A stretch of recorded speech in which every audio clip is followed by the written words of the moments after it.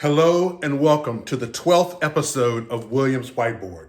As I always do, I'd like to take a quick moment just to say thank you for all of you that have stopped by, looked at the videos, shared, comment, liked. I really appreciate it. It means a lot to me, and I look forward to doing more.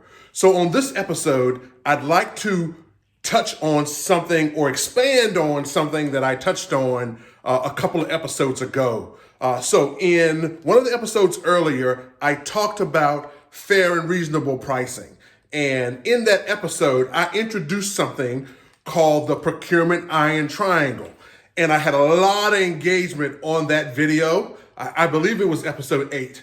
But I had a lot of engagement on that episode, and I had quite a few people that asked me, kind of in the comments and afterwards to give a little bit more on the Procurement Iron Triangle. So on today's episode, I'm going to expand on the Procurement Iron Triangle. Okay, so here we go.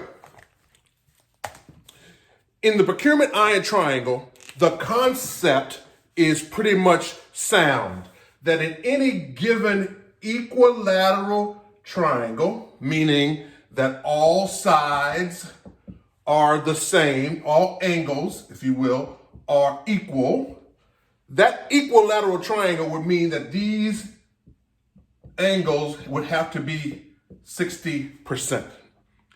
And when you take this application of an equilateral triangle to what I call the Procurement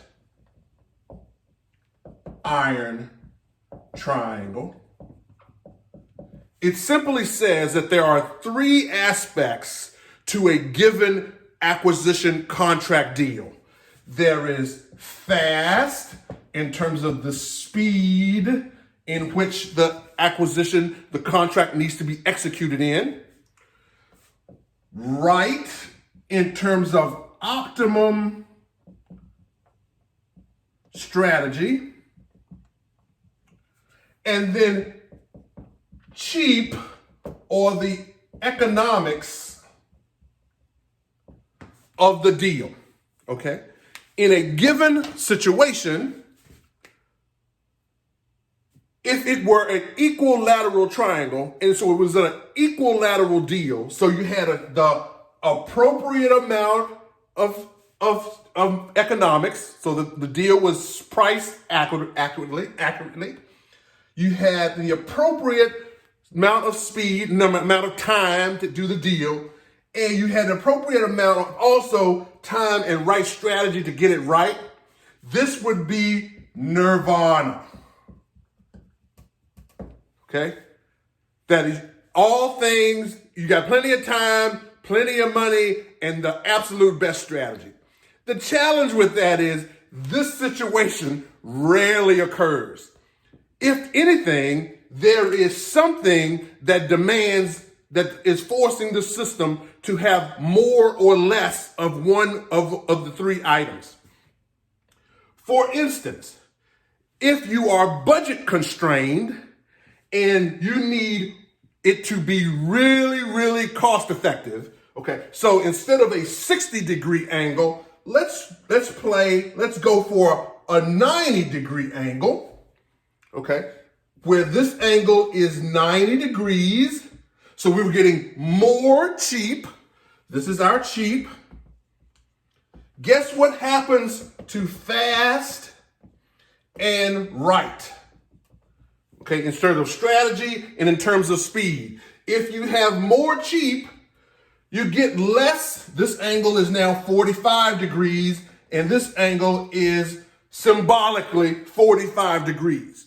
So to get more cheap, angle more, you get less fast, you get less right. Okay? Now, as a lot of things that are going on in the world right now in terms of speed, let's say that this situation requires even more than a 90 degrees, if you will, of speed. So this is fast.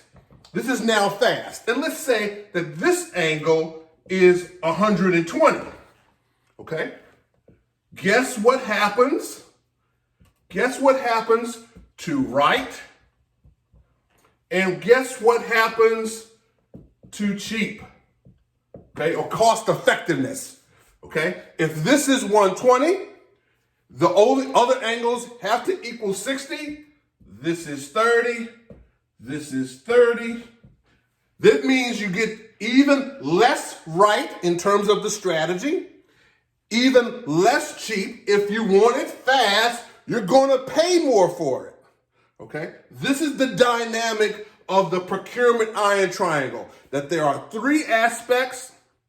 You can have pretty much two of them in abundance, if you will, but the third one takes it on the chin. Here's an example of that. Let's say that we had a situation where we needed 70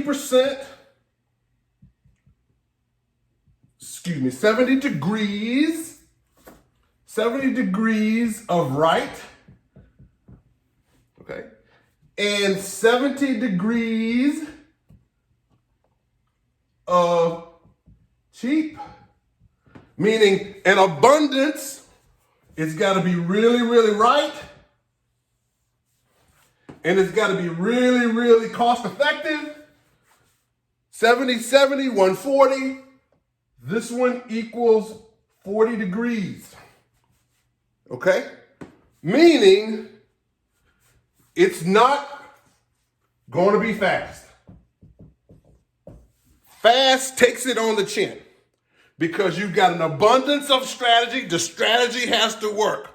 Okay? An abundance of economics, we got to pay the right number for it. Okay? We got to pay the right price for it. Therefore, if it's got to be really, really right and it's got to be really, really cheap, guess what takes it on the chin? Fast. You're going to need some time to do that. So this is the concept or an expansion of the idea of the procurement iron triangle. Please, in the comments, like, share, comment, give me some thoughts. I hope this expanded on that idea a little bit more and is a framework to have a conversation between acquisition and non-acquisition people. That's where the value I have seen the greatest is it helps with a framework of understanding what the trade-offs are in a given acquisition. And as a result of that, once you understand the trade-offs and the framework, then we're just talking about the nuances. Okay? We're talking about the how. Once we figure out the what, we just get to then select hows that fit the framework. Thank you very much. Enjoy the time and enjoy the framework, okay? And if at any point you have a need to wrestle something and you don't know how to do it, grab a whiteboard and some markers and get after it. Thank you so very much. Be great, be kind, be awesome. Bye.